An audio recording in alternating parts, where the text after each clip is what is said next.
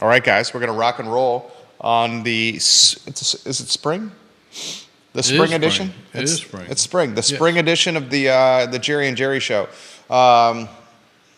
Great friend, great man, Jerry Ratcliffe, the star of our program. Spring bother you allergy-wise? A little bit. Yeah? More now than it used to, but yeah, a little bit. Goodness gracious, Hootie, it really bothers me. You got those reinforced non-allergies from all your time on the golf course, right? I should. If spending time on the golf course is an antidote for that, then I should be invulnerable. immune to Central Virginia allergies. Yours truly, unfortunately, is not. Hootie Ratcliffe, the Virginia Sports Hall of Famer in the house, the namesake of JerryRatcliffe.com in the house. The man's got fantastic content on JerryRatcliffe.com, which we will cover when the program begins right now. Give the show a like and a share anywhere you are watching. If you're watching on Twitter, give us a retweet. Hootie's got some basketball content that I found informative and enlightening, including a name that I've known since his time in Culpeper, Malik Brown. He is in the transfer portal. The Syracuse 2-year standout is looking for a new home, and the chitter-chatter, the scuttlebutt, has maybe UVA on the radar, maybe, possibly. Yeah. We don't know for sure because it happened so quickly that I assume that Virginia has probably reached out to him by now if they didn't as soon as it happened because I mean, this guy could be a potential starter next year. he really could. And I saw a tweet from Junior Burrow this morning. Former UVA great. Yeah, on my tweet line that said this kid should be in the program immediately. So he's one that vouches for him to be a Cavalier as soon as possible. But he's like you said, he's from Culpeper. He played at Blue Ridge School for Cade Lemke, former Wahoo. He's a 6'8" sophomore, 220 pounds, so probably brings a little physicality. Averaged 9.5 points, 7 rebounds a game. Shot almost 70% Right. from I mean, that's the field. Which amazing. Yeah, it really is. He was a 3-star recruit in high school, number 250 overall player in the class of 22. But he's blossomed since then. He really has. I mean, he played about 29 minutes a game this past season for Syracuse, and some people felt he was the most valuable or at least most important player on the entire roster. I can't wait to highlight this. Let's talk about this Yeah. when we rock and roll on the program here. Judah Wickower, the show is yours. We'll welcome viewers and listeners from across the Commonwealth. The heat map is showing Richmond, Crozet, Charlottesville, Lynchburg, Southwestern Virginia, Arlington, McLean in the house. Folks in the Charlotte area, welcome to the program. Folks outside Greenville, welcome to the program. Thank you kindly for joining us. Jump in with the conversation. Ask the Virginia Sports Hall of Famer anything you want to ask. Olivia Branch, hello. Andre Xavier, hello. Jeff Camrath, the baseball standout at UVA, hello and welcome to the program. Nothing is off limits. We highlight Virginia and the Atlantic Coast Conference college athletics on the Jerry and Jerry Show. J-Dubs, we're ready to rock and roll when you are.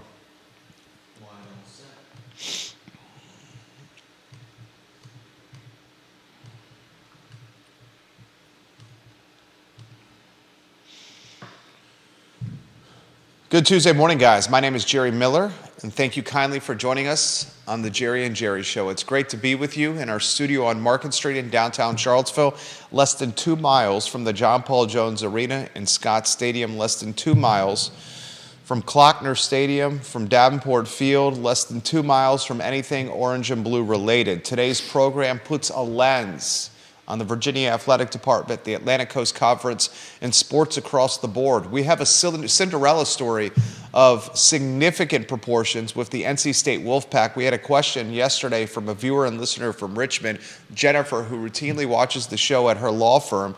She says, please ask Hootie where this DJ Burns NC State run stacks up in his history of covering college basketball? That's a fantastic question that I'll throw to Hootie Ratcliffe in a matter of moments. We'll talk transfer portal comings and goings. I'm knocking on the studio desk right now. I would like to say it's wood, but frankly, it's a Formica top. Nobody has left this Virginia basketball team. Fortunately, fingers crossed. We'll talk about that with Hootie. We'll talk baseball and lacrosse and a Tony Elliott press conference tomorrow. Judah Wickower, Mr. Consistency, monikered by Hootie. MVP, monikered by Hootie. Yep. I call him the jack of all trades. If you can welcome the star of our show, looking quite sharp in a quarter zip right now, Hootie Ratcliffe, my friend, good Tuesday morning. Well, he's rubbing off on me. His GQ presence has had an influence on me. Absolutely. One day we're going to get Judah Wickower with a camera shot on him so folks can see the debonair director and producer of the show. Transfer portal, Virginia basketball, open-ended question, and perhaps it should be open-ended because right now the topic is open-ended. Yeah.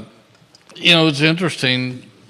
And things can change, in a millisecond, but there's 17 schools in the ACC now, and Virginia, as of the other day, was one of 5 schools without a single player in the transfer portal.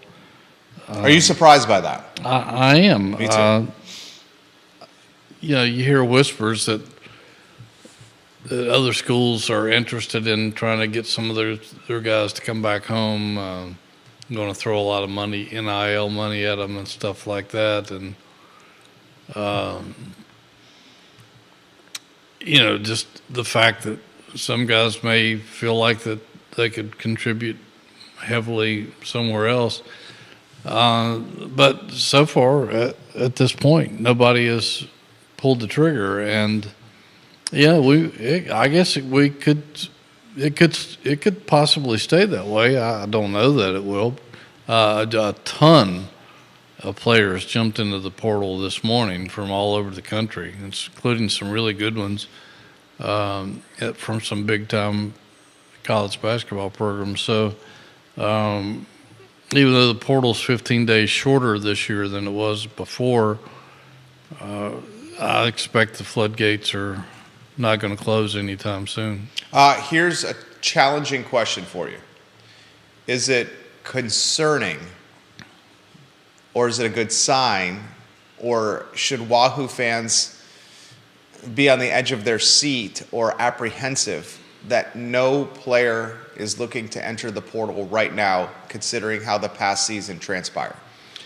Well, I guess it depends on your view, but I would think that Tony would rather keep most of these guys and try to develop them because that's what he takes pride in as a developmental program, that he feels like that he can make these guys better.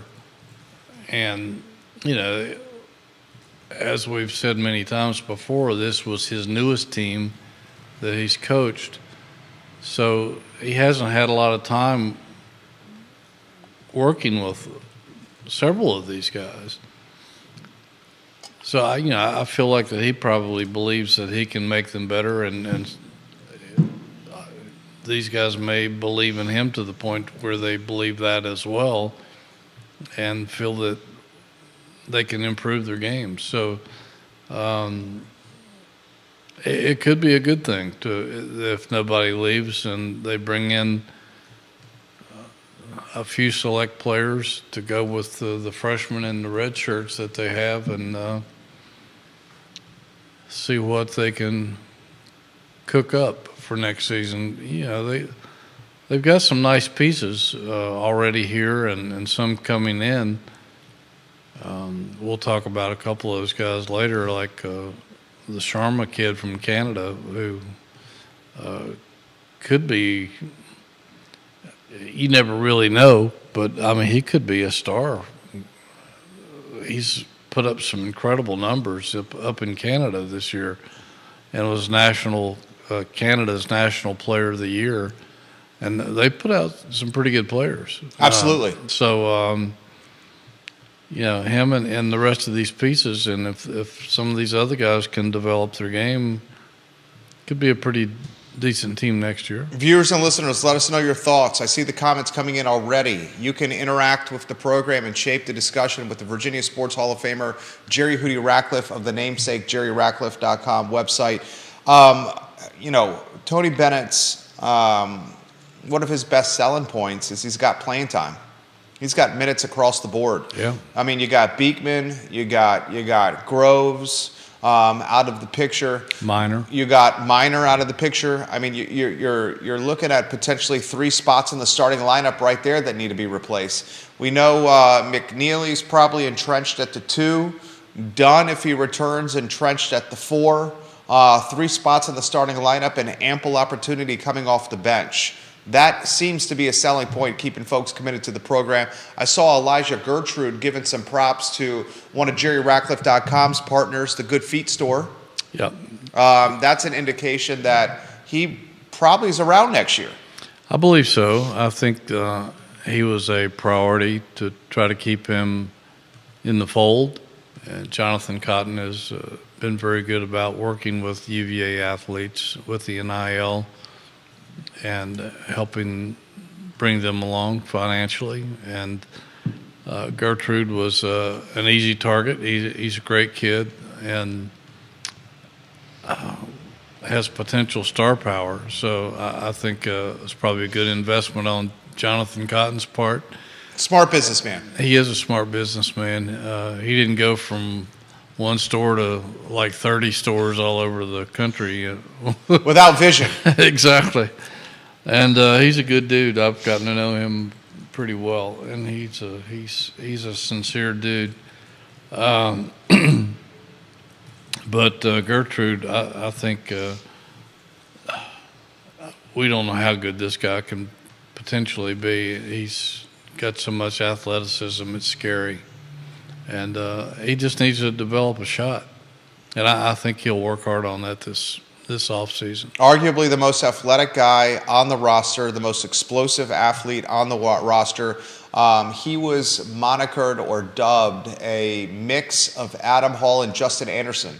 Yeah. If memory serves correct, which if you think about it, Adam Hall, he was playing basketball when I was in college at UVA. Justin Anderson, everyone knows the super sweet southpaw Justin Anderson, who played above the rim, a slasher, a guy that could attack the rack like no other. To be a mix of those two is frightening.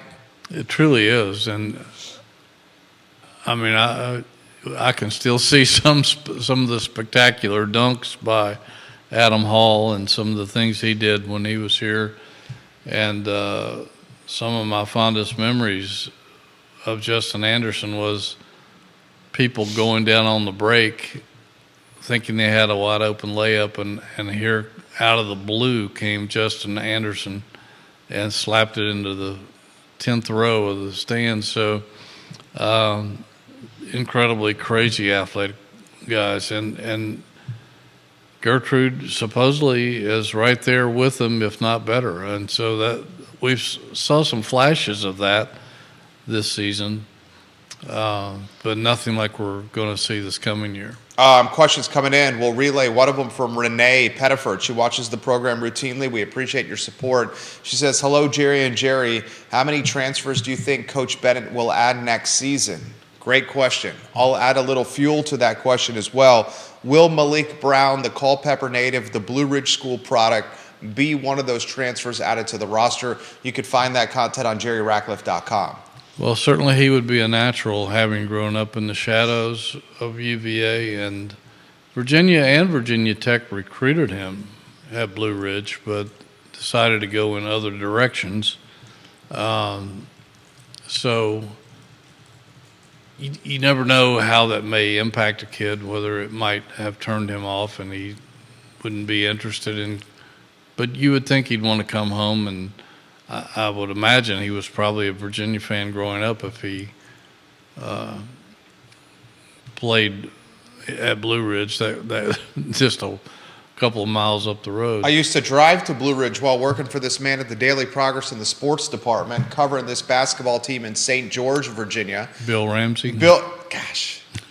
Memory sharp as ever. Bill Ramsey, the head coach. Yep. He produced fantastic talent at a boarding school, literally 25 minutes from the University of Virginia. Now there's some back roads you got to take, and There back is. then I didn't have the luxury of Google Maps or Waze to get me there, and oftentimes I was heading back to the sports department to file the story before deadline, and if I missed one of those back roads, an 18-inch story very quickly turned into a 10 or an 11-inch story. But Blue Ridge produces talent, Hootie. They do, and they have for years, and continue to do so. That's a solid program.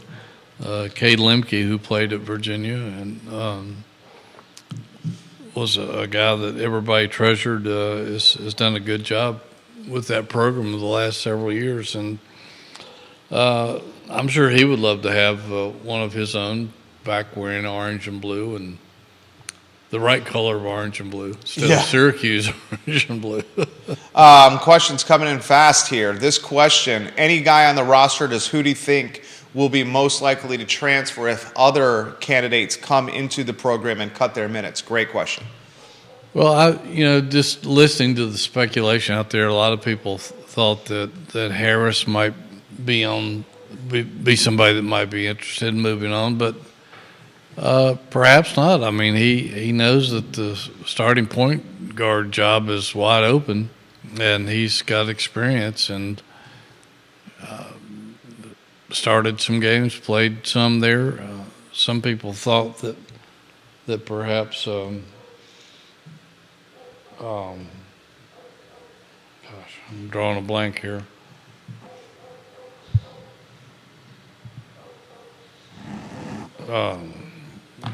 God. What, on the roster? Yeah. A point guard that could get some minutes?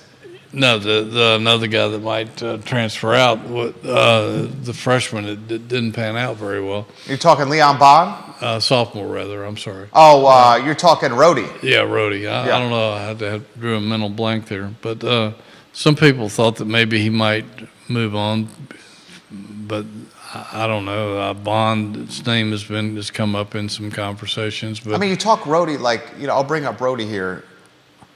What kind of, resume after this past season or proof of performance does Rhodey have to transfer to a synonymous level program as UVA? He does not have that proof of performance. It would have to be Down. a downward step, I Yeah. would think.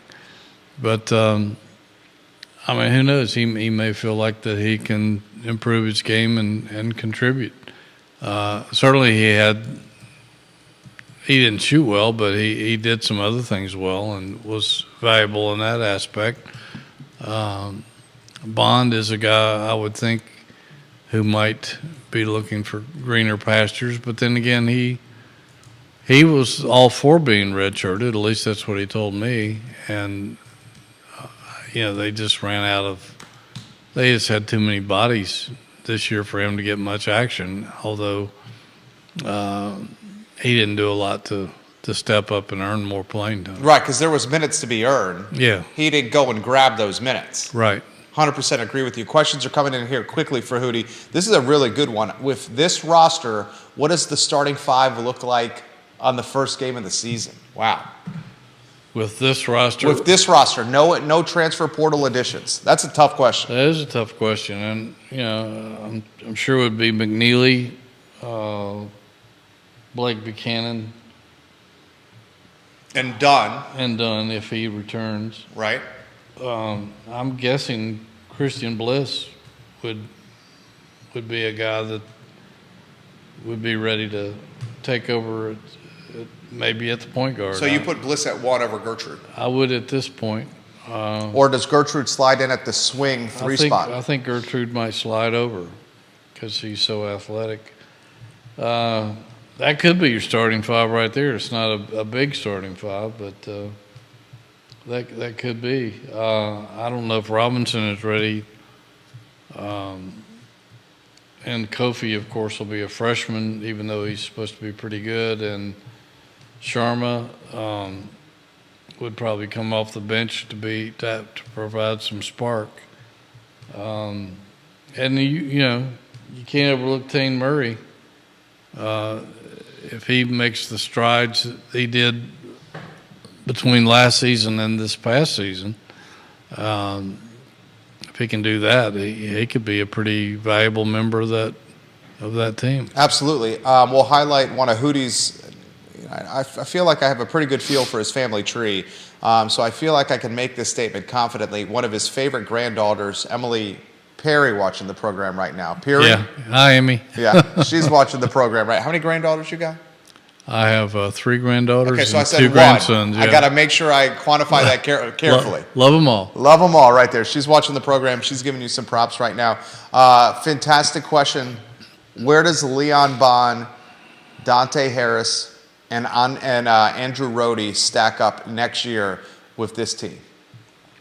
Well, that depends on how much work they put in the offseason. Some guys can make some great strides in their game. We've seen that happen here before. And it all falls upon them as to how hard they want to work. I mean, if somebody were to invest the time in their games that Justin Anderson did between his sophomore and junior year, he took a dramatic leap from being good to really good. And it just depends on those guys and how hard they want to work.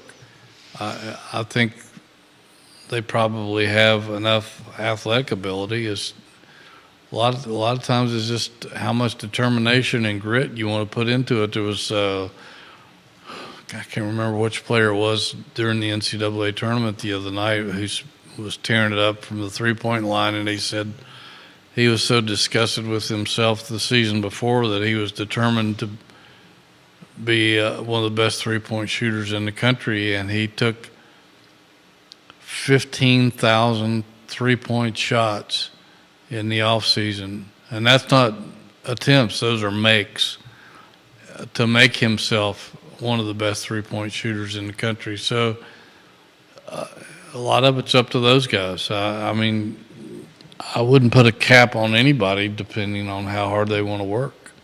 This question's come in, and it's a good one. It's a question on one of our headlines as well. Do you see any changes that need to be made to this program? I think they need to put everything under the magnifying glass and see what has led to a lack of scoring. Some of that was obvious this year. They just didn't have guys that could put the ball in the basket. They might have made some recruiting errors that perhaps can be corrected. I think there were probably some flaws in the offense or that they can tinker with. One of the things was they didn't have a lot of great guys who could set screens for some of the shooters, and they're going to have to be better at that next season if they remain in the mover blocker. And they got to figure out why they are faltering in the postseason like they have. They just have not been good in the postseason for a long time. Discounting the national championship, but other than that, they've been pretty putrid in the NCAA tournament, and there's really no excuse for that. They're one of the few ACC programs who, once they've got into the NCAA tournament, hasn't made a lot of noise other than that 1 year. 2019 national championships, you look at what they've done since then. What do you got? A couple of Sweet 16s. You got, 2 Elite Eights? 2016, 2019. 2016, they should have been in the Final Four. Should have been in the Final Four. They melted down against Syracuse. Syracuse stole it from us. Yeah. Undoubtedly right there. This question's come in the mix. This is one I don't think we're going to have the answer to. I'll relay it anyway. Grayson, right around the corner. Does the athletic director sit down with the coach to discuss potential changes, or is that out of bounds for her with his track record? Well, I think it's only natural that the AD and the head coach of every sport sit down at the end of each season and talk about their program and what can be done to enhance it. And if things went wrong, why did they go wrong? I don't think that Carla would be grilling Tony on certain topics. I think with his track record, believe me, as competitive as Tony Bennett is, this is eating away at him more than it is anybody else out there. He hates losing, and he hates that his team. He's proud of what they did in finishing third, and again with a new team with a lot of new pieces. But I'm sure he's disgusted in the way the season ended, and took a little bit of the blame for some of that with the NC State loss, which he should have. And but as far as sitting down and telling Tony, you better be in the NCAA and win 2 games next year, or we're going to start looking around, I don't think you're going to see anything like that happen. Vanessa Parkhill watching in Earlysville, she says that 15,000 made three-pointers player that Jerry Ratcliffe is talking about is Sears from Alabama. Right. Yeah, you're right. Look at that. The viewers and listeners, smart right there. She is smart. She's very smart. Vanessa Parkhill, we appreciate you. Chad Wood, welcome to the broadcast. A lot of Wahoo Nation watching the program right now. We will get to some thoughts for the Final Four. We're going to talk a little Dawn Staley and potentially how close she was to coaching at the University of Virginia. Now, of course, the head coach of South Carolina. Maybe your best all-around coach in college basketball right now, Dawn Staley. I mean, she's dynastic, what she's done with the Gamecocks program. I'm talking both men and women's. I mean, you make a very convincing statement, an accurate statement. The best player in college basketball right now is Caitlin Clark. Mm-hmm. And the best head coach in college basketball right now is Dawn Staley. And I can make a very convincing argument, I'll throw this to you, that women's college basketball has as much captivating attention of basketball fans in America as men's basketball does right now. I would say, yeah, pretty close right now because of Clark, and there's some teams that have caught the eye of the public, no question about it. And Gino Auriemma, of course, who started here under Debbie, has been sort of the face of women's basketball for a while, although the LSU coach. She's up there along with the lady out at Stanford, but I think Dawn has. I think she is developing into the face of women's college basketball, and she has such a solid program. They're there every year. She's doing TV commercials with Coach K, for goodness sake. Right. She's everywhere. She's done the things she's done in her career is mind-boggling. The fact that at one point she was, I think, the Temple head coach and playing professionally at the same time. I mean, who does that? Nobody does that. Nobody does that. She's unbelievable, and she's so down to earth. Last time I saw her, I think, was at the implosion at U-Haul when they took it down a couple of years ago, and she came up for that. And such a genuine, loving person. She's great. I mean, she is. You can't find enough superlatives to place on her. This man knows this better than anyone. James Watson, welcome to the program. This question for Hootie Ratcliffe: how close was Dawn Staley to being the head basketball coach at UVA? Well, UVA blew it. I think that she was very interested in becoming the head coach here when Debbie was essentially forced out. But there were some things that went on behind the scenes where she was given a call. I don't know how extensive the call was, but they kind of put her off to go after somebody else who turned the job down after they thought they had her. I think it was a coach from out in maybe Southern Cal, I'm not sure. I'd have to go back and look at my notes, but that really put Dawn off. I think that she was considered second fiddle for a job that was a natural fit for her from the time she stepped foot on grounds. And I'm not throwing any shade on Coach Mox, who's done a great job here, but in all honesty, and I think everybody who knows Virginia women's basketball would agree that what Dawn Staley is doing at South Carolina, Dawn Staley should be doing at Virginia. And I think if she were here and had been here all those years, it would be Virginia in the Final Four almost every year like it was when she played here. And again, that's not throwing any shade on Coach Mox and her program, because she's doing a fabulous job and may get them to that point at some point. But I honestly believe that had they done the right thing and hired Dawn to begin with, that there'd be a lot of celebrations going on in Charlottesville. Dawn Staley, the star of national TV and advertising campaigns, like the Aflac campaign with Coach K, who you referenced earlier. She's in Dick's Sporting Goods TV spots. She is as synonymous with basketball as anyone right now. And it's interesting, Larry Red Wing, welcome to the program. Steve Goodman, welcome to the program. We want to highlight Sarah Buchanan for watching. Perhaps the women's college basketball game is perhaps best suited or best set up to captivate purists, because the athletes stay in the program longer than men's basketball that is quickly becoming either a one and done or the top talent not even showing up. You're also seeing less of the free agency in women's basketball that you're seeing in men's basketball.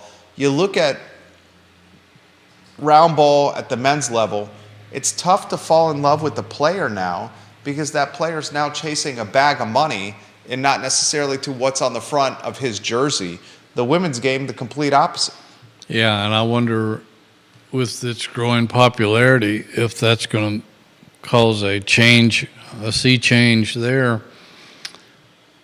I wouldn't be surprised, because a lot of these women are starting to get a lot of national publicity that they perhaps didn't get before. And so I have a feeling that that's going to spread into the women's game as well. But you're right. And in the past, they've stuck around their programs and been loyal and all that. And it's not about the chase like it is, like it has become with men's basketball. And they're making it awfully hard on the fans, because, like you said, who was it? Fran Fraschilla the other day said that for most fans, it's really hard because 75 to 80% of your roster may be gone every year. Exactly. And I mean, it's hard to follow, especially if you're a casual fan and not a diehard.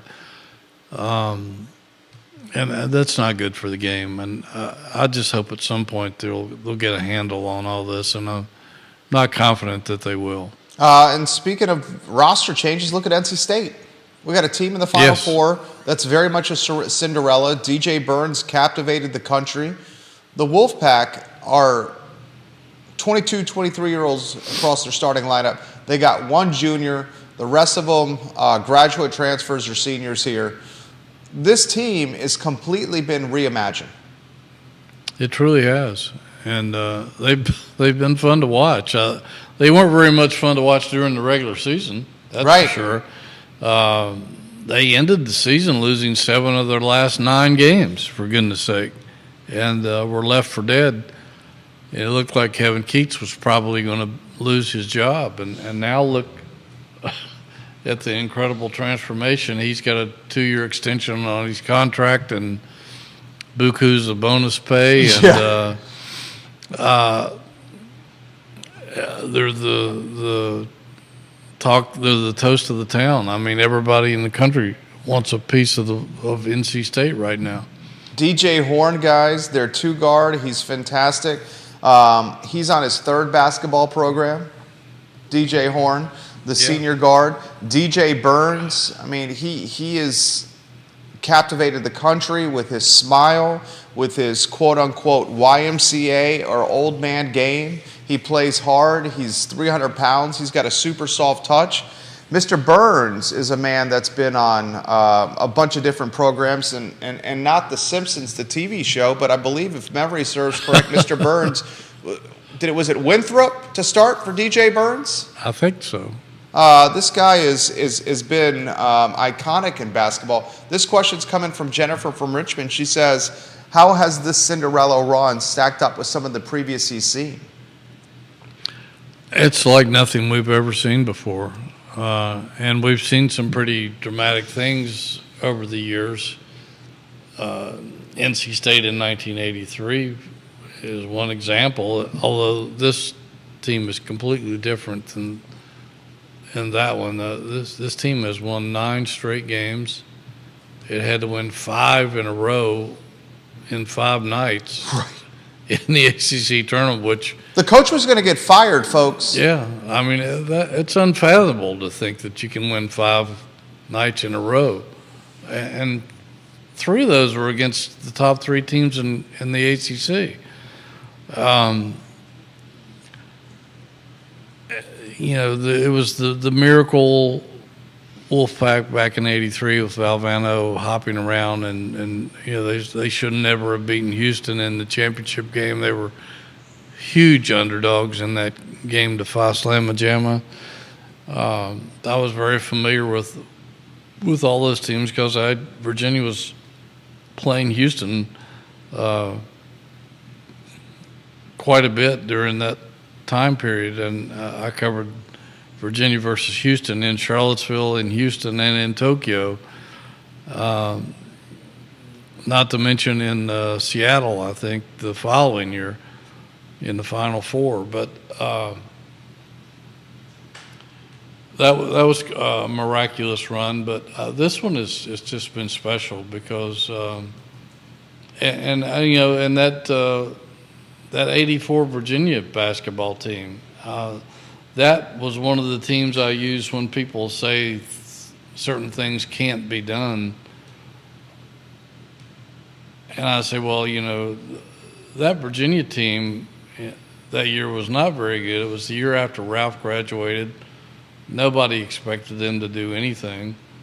And they didn't have a great season. I think they were something like 18-14 in the regular season. They were beaten badly in the first round of the ACC tournament by Wake Forest, I believe, and a lot of people thought they would be going to the NIT.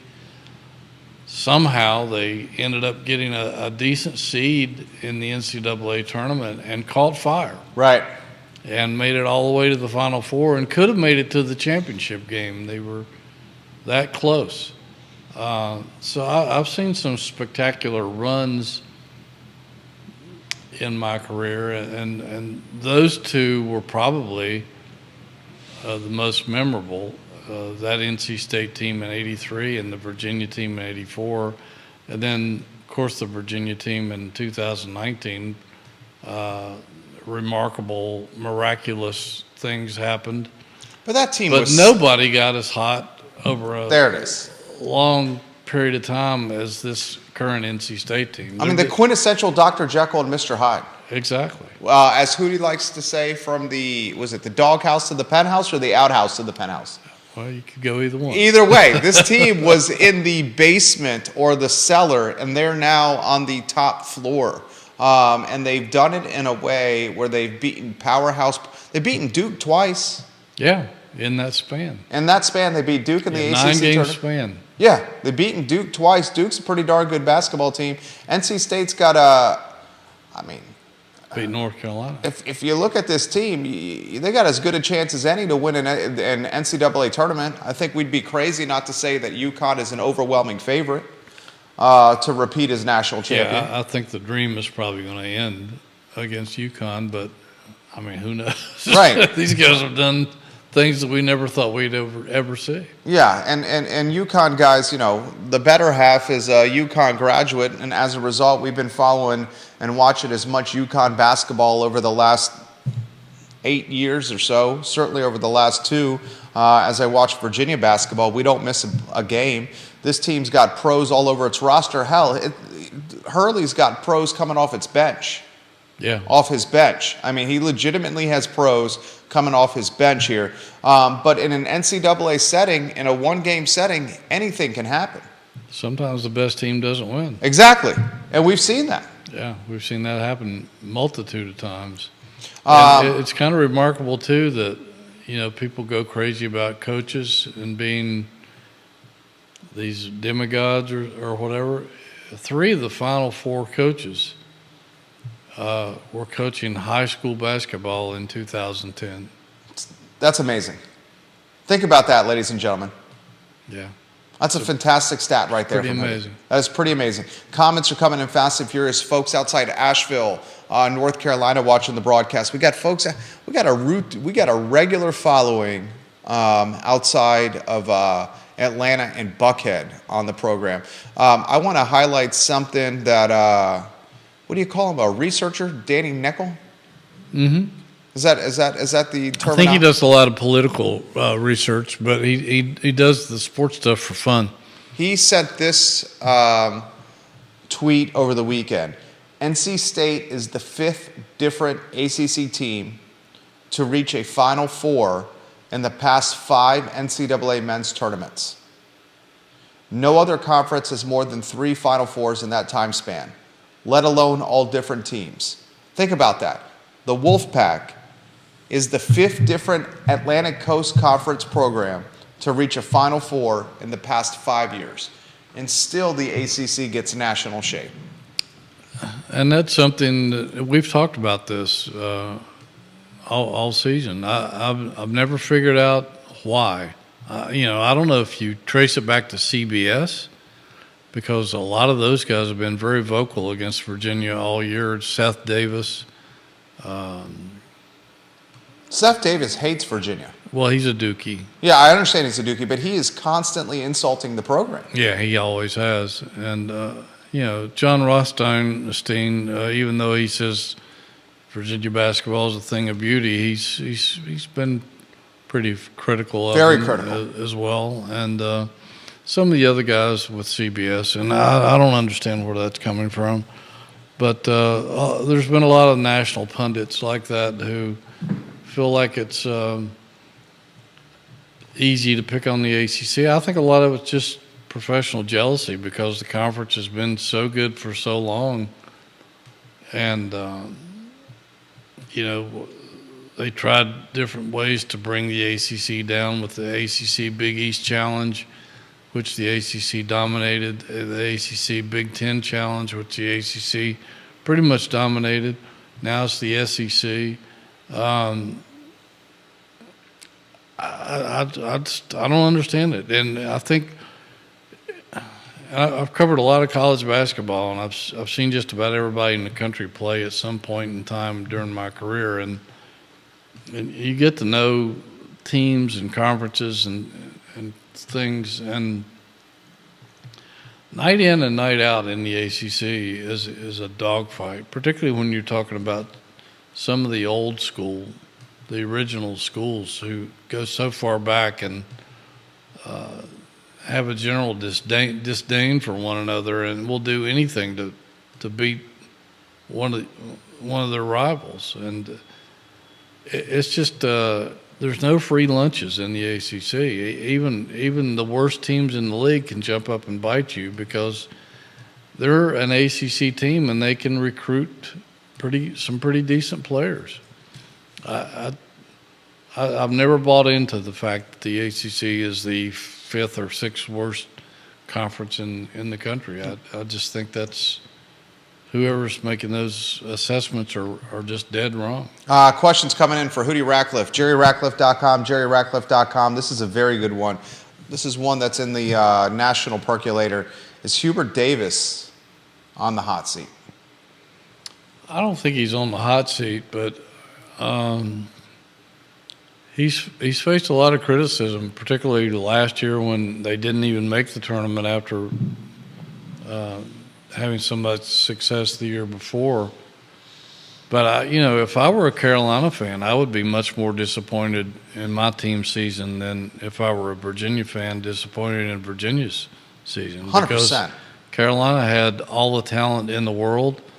They're a blue blood. They have all the advantages of a blue blood. Finished first in the regular season, did not win an ACC tournament championship. Have tons of NIL money to work with. Upset in the NCAA tournament. Yeah, and what was Withers thinking on that shot? He didn't need a 3-pointer at that point, and he takes a wild, out of the blue shot. I mean, that's the follow-up question That's was not on good. Withers and why he took that shot, and does that go back to Davis? Yes, I think it does. And you would think were in a timeout not long before that, and then you would think that they would have come up with a much better plan for a good, solid shot than what he took, because that essentially lost them the game right there.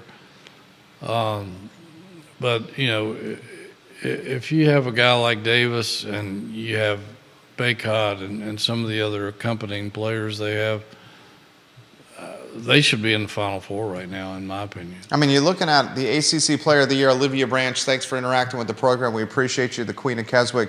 You got ACC Player of the Year. You got a fifth-year big man. You got talent all over the roster. You got transfers from Stanford and Notre Dame, just to name a few on the roster. And you don't win hardware in the ACC tournament, and you get surprisingly ousted from the big dance before the Final Four. Hubert Davis, who did not qualify for the big dance last year, he's following in the footsteps of a legend, one of the greatest coaches of all time, in Roy Williams. Yep. Now, from my standpoint, I agree 100% with Hootie, the Hall of Famer here. He's only been on the job a short period of time, and he's a UNC product. One of the best basketball players in UNC history here. So he's going to have leash and leeway. Regardless, next year is going to be one that he's going to be under the microscope with the fan base. Yes, I think there'll be a lot of pressure on him next season to produce, and I don't know their roster well enough to know who's coming back. Although It's UNC. it's UNC, and they lost a lot of guys to the portal last year and brought in a lot of new guys as well. But I would think if he does poorly next year, there's going to be a lot of people asking questions. I know there were last year. A lot of people were very disappointed in the job that he did last year and not getting the team into the NCAA tournament. I mean, that's just unspeakable if you're North Carolina not to make the tournament. What do you make of the John Shire performance this year, head coach of Duke? I still haven't bought into him, honestly. I mean, he's a young coach. He's done a good job recruiting. I'm not sure he's done a great job of developing the talent that he has. And again, you go there, you're talking about like Calipari at Kentucky. You're going with young players year after year after year, and we're seeing that the older teams are putting up some resistance to that. So I'm totally not sold on John Shire at this point, to be honest. Questions coming in quickly here. Does the NC State head Plus, coach... he whines a lot. Oh, my gosh. I wasn't going to say that because I had too much respect for you. But if you say it, I can agree with you. John Shire is constantly whining and crybabying on the sidelines. Yes. As if his you-know-what don't stink. Right. And it's frustrating to me because he does not have the tenure of the other coaches in the league, and he's acting as if he does. I agree. And frankly, he's collecting a lot of talent there, and I think at some point people are going to start asking questions. Just what can he do with this talent? Because they're not winning any titles. All right, and you can make a legitimate argument that he's still riding the coattails of Coach K there. No question about it. So we'll see with Duke right there. We got questions coming in. We promised we would highlight is it Ishan Sharma? Yes. This is the... I think that's how you pronounce his first name. Ishan Sharma, we believe his pronounces his name, the 2024 Canadian National Player of the Year. Hootie Ratcliffe's got this coverage on jerryratcliffe.com. Talk to us about Sharma. And let me ask you this question. Canadian National Player of the Year. What's the significance of that? Well, they're turning out some pretty good talent. I think their top 5 players this year on their national team. I think one's going to Florida. I think they're all going to pretty respectable basketball programs. They put a couple of guys in the NBA in the last couple of years. He's Canadian National Player of the Year. And I mean, he patterns his game after Klay Thompson and Devin Booker. So he seems to be a thinking man's player. I talked to a guy who is perhaps the elite national recruiting guru of Canada up there earlier this season, and he talks about how Sharma is constantly sizing up his opponents and outthinking them and trying to calculate your weaknesses and how he can exploit them. 6'5". He's 6'5". He can shoot the eyes out of it. Apparently, he won the All-Canadian High School All-Star Showcase 3-point championship. There was one game this year where he made 13 threes in one game. He led Fort Erie to the national championship. And he's a smart kid. He can figure out a Rubik's Cube in less than a minute. Can you do that? I can't do that. I cannot do that. I've never figured one out in 1 hour, I've let never solved alone the 1 Rubik's minute. Cube. I think he's a pretty smart kid. He's of Indian descent, and I think he has an older brother who plays professionally in Canada, but not in the NBA, obviously, but in one of the Canadian leagues. But this kid intrigues me. It's hard to find out much information about him because It's Canadian. He's Canadian, Yeah. and there's not a lot of info available. And he seems on the surface to be really good, maybe a hidden gem. And if he is, I mean, wow. I mean, if you've got McNeely next year and you've got Bliss, who, again, this was after games, after every game until he hurt his foot and had surgery on it late in the season, I would walk out on the court on my way out of the arena, and he would be in there with managers launching shots and from three-point range, and rarely did he miss. And I know that's different. You're shooting with nobody in your face or anything, but if he can shoot like it looks like he can, and we know McNeely can, and if Sharma can shoot like it appears that he can, and you've got Tane Murray, who's I think will improve even more, and he's already good. I think he will improve. Yeah. I think he'll work hard now that he's seen that he can make a difference. You could go from a team that couldn't make a basket when it needed one this past season to a plethora of guys who can fill it up. And we hope Brody rebounds and finds some confidence with the jump shot. We saw minor glimpses of what confidence could do to Mr. Brody, and we know he's got scoring upside from, was it St. Paul? St. Thomas. St. Thomas, thank you. So maybe some opportunity on this roster. James Watson watching the program. This man knows basketball like the white spot knows one-eye burgers. He says, just think, NC State beat Duke in both tournaments, and Duke has countless McDonald's All-Americans on that roster. The Wolfpack have none. Absolutely. And it shows you in today's era, and who said this? It was Jay Wright in a post-game show. Former head coach, Villanova, national champion, produced buku talent into the NBA. He was after the Oakland win against Kentucky. He said Oakland does not have a single player on the roster that is going to play in the NBA. Mm-hmm. Kentucky has a handful of players on the roster that are going to play in the NBA and some NBA superstars. But in this given game, you had 22 and 23-year-old grown men playing against 18 and 19-year-old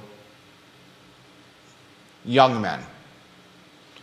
And in a one-game setting, grown men are going to beat young men in a basketball tournament. Yeah, and that's it, the one-game setting. One-game setting. If it was 3 out of 4, it would probably be different. But Yeah. it's a one-game setting, and we've seen that anything is possible.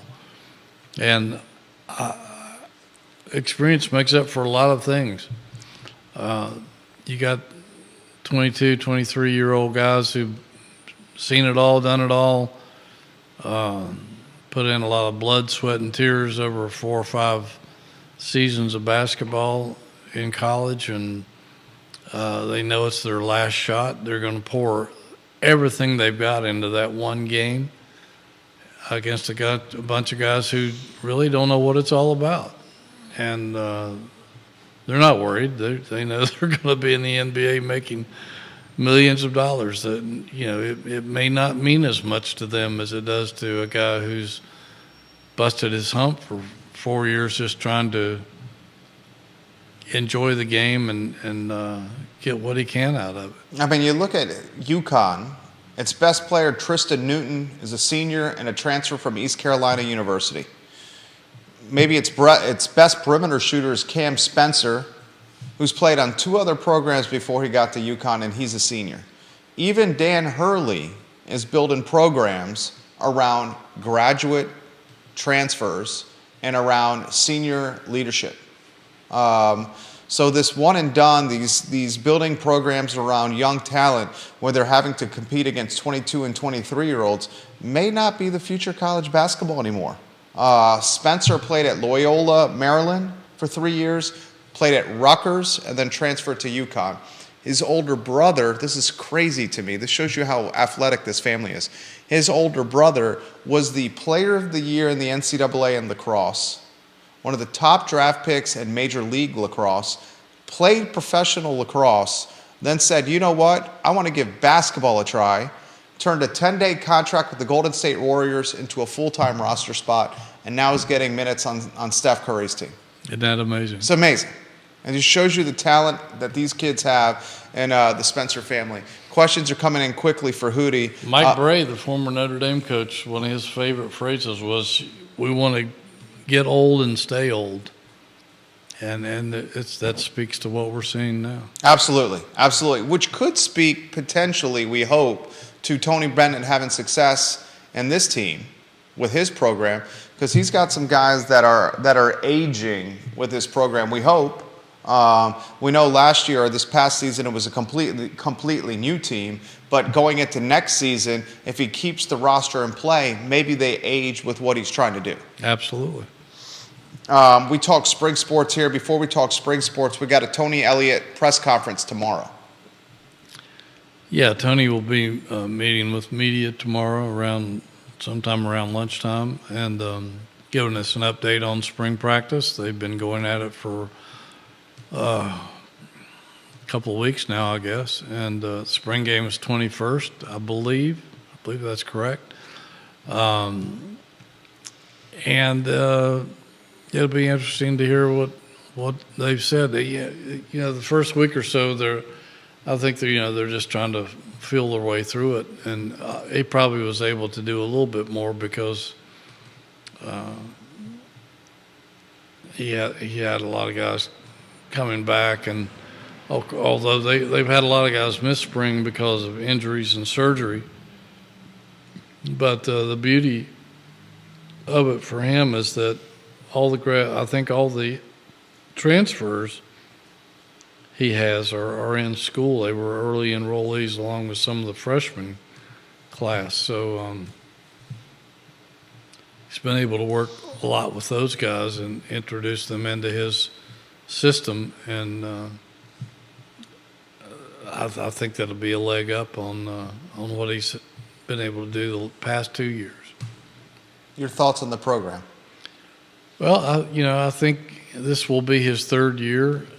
I think the biggest and best thing he's got going for him right now is that, which is exactly opposite of last year heading into the season, he will have the majority of his offensive production returning. Last year they were ranked near the bottom of the NCAA in that category. This year they'll rank near the top. And so I think that will help him tremendously. And the fact that he'll have a lot of offensive linemen that have been in the system for a year or two or more. Couple of transfers there that'll help. And if they can get that defense back to playing the way it did his first year here, they could upset some people, and they're going to have to upset some. They're going to have to, because I think we mentioned it a week or two ago that last year the over/under by Vegas on Virginia wins was 3.5. Expected to be 4.5 this year against a pretty tough schedule, but arguably a tougher schedule. Arguably a tougher schedule, and particularly toward the end. And so you might have to make hay early. It may be tough to win in November, which it usually is around here. And the fact that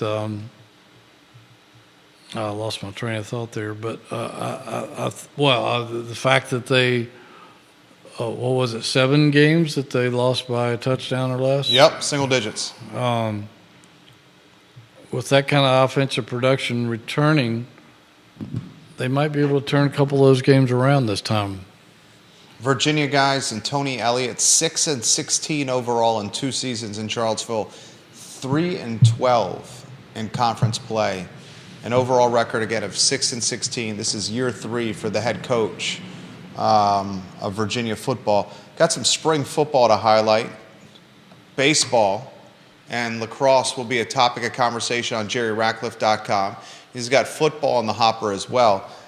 This lacrosse team, they took a loss to Johns Hopkins on the 2nd of March. Since that loss, they've beaten Robert Morris 16-7, Towson 19-15, Maryland 14-10, Albany 16-10, Drexel 14-4, comeback from behind victory 13-10 against the Crimson Tide of Harvard. And they got North Carolina on Saturday in Charlottesville for the 25-year anniversary of the 1999 National Championship. Yeah, that's a big deal. That was a special team for sure for Dom Starsia. And this games with Carolina are always special. I mean, those two really go after each other with no abandon, and it's huge. It's huge, and it's huge that it's here. I think that may help them. I think they'll have a really good crowd if the weather's okay. But yeah, I can't imagine there's a bigger game in the country this weekend than Virginia and Carolina. And speaking of Carolina, Carolina hits the dish this weekend against Brian O'Connor's Virginia baseball team. ODU on the docket tonight, 6 o'clock first pitch, and then a 3-game slate with the Tar Heels on Mustache Day. UNC, the number 10 ranked team in the country, Thursday, Friday, and Saturday against North Carolina. Yeah, I mean, ACC is one of the preeminent conferences in college baseball, and it seems like you're squaring off against a top 10 or 15 or 20 team almost every weekend. And they just got through with a series with Duke, both teams in the top 15. And again, it's Carolina, and if anything makes the blood boil in most Virginians, it's playing against North Carolina. It's just a bitter rivalry that goes back over 100 years. The South's oldest rivalry. Yeah, in almost all sports. Hootie, what can we expect on the website, JerryRatcliffe.com? We'll be keeping track of all that. We'll be keeping track of the transfer portal for sure, looking at that. We're going to try to get a hold of Sharma and see if we can delve into him a little bit more this week, and we'll certainly be on top of spring football now that we're getting down to the last few weeks of spring training. Almost, guys, have the close of basketball with spring football, baseball, lacrosse, and all the fantastic sports underway. Jerry Ratcliffe JerryRatcliffe.com for everything Virginia related. Hootie, you make the show easy. Judah Wickauer keeps us on track. We encourage the viewers and listeners to check out the website. My friend, very much enjoyed doing this with you. For all the viewers and listeners that helped shape the show, thank you kindly for the program. From us to you. And Hootie, we can't wait to see you on the lacrosse and baseball diamonds out there in the spring. Yeah, we really appreciate the viewers and what you bring to the show.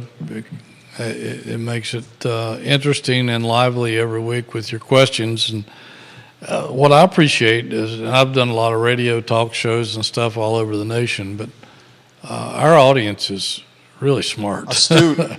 They are very astute, and we appreciate that. Hour plus without stopping as well for Hootie and I. For Jerry Ratcliffe and Judah Wickauer, my name is Jerry Miller, and this is the Jerry and Jerry Show featuring the Virginia Sports Hall of Famer, Jerry Hootie Ratcliffe. Thank you kindly for joining us. So long, everybody.